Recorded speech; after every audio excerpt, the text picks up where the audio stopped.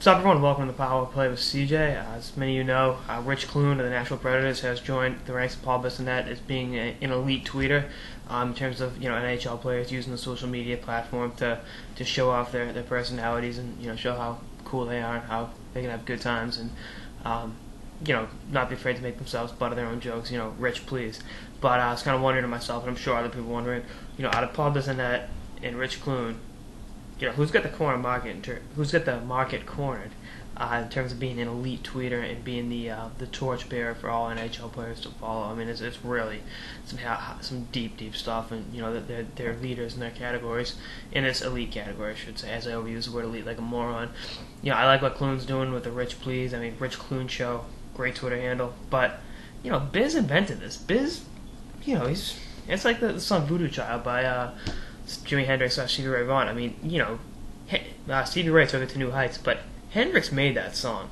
I mean, I do like the SRV version better, but forced by Hendrix, there wouldn't be something for Stevie Ray to go off, and I think that goes for Rich Clune. I'll call him a copycat. I'm just saying, Biz gave him the idea and the inspiration, and I mean, I think it goes beyond Twitter though. In a fight, I gotta take Paul Bissonnette. He's I think 3 or 4 pounds. 5 inches taller and about 10 or 15 pounds heavier, so gotta go with the heavyweight in that one. Offensive production though, if I had a game of street hockey in my backyard, sponsored by Power Play with CJ, I'd take Rich Clune in that. This is the guy who had 78 points with the Barrie Colts since last year, the Ontario Hockey League. Also had 151 penalty minutes, and Biz was a pretty good junior hockey player, but his career high points was like 20 or 23 in his draft year, the Saginaw Spirit. So, and Clune was drafted higher. He's drafted, I think, 50 picks higher, 2 years apart, but same difference there. And but I mean, Clune never did play on a line with Crosby and Malkin in a preseason game, nor did he ever play for the Wheeling Nailers. So he's got that working against him. But bottom line, game 1-on-1 hockey, I take Rich Clune 9 out of 10 times, unless Biz just knocks him unconscious and leaves him like Pacquiao in that last fight a couple months ago. So it's something to think about. But I do like seeing NHL players show off that they do have personalities on Twitter. I mean, something that NBA players, NFL players, Ocho Cinco and guys like that have just taken to new heights. And I mean, Ocho's to the point where he hasn't played in a year and he's pretty much been kicked out of football, so it's just obnoxious and he's just being nauseatingly painful to read his tweets knowing he's not going to play ball anymore.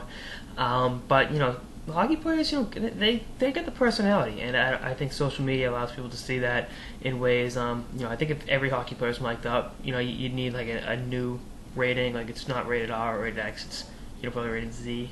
The shit that comes out of a lot of them mouths out there, and that's the nature of the beast of the game. That makes the game so great.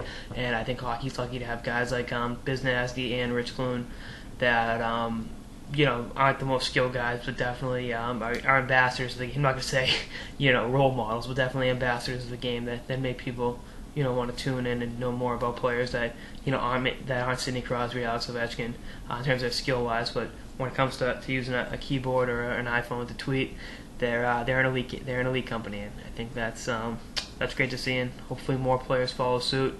And really show off how funny they can be and how entertaining they can be off the ice. And remind us that hockey players don't just die once the season ends and come back to life when the season begins. They do have off seasons, and they do plenty of fun activities. So that's all this episode of the Power Play with CJ, comparing the tweeting habits of Rich Clune and Paul Bissonnette. Stay tuned for more episodes throughout the off season and beyond. Later, guys.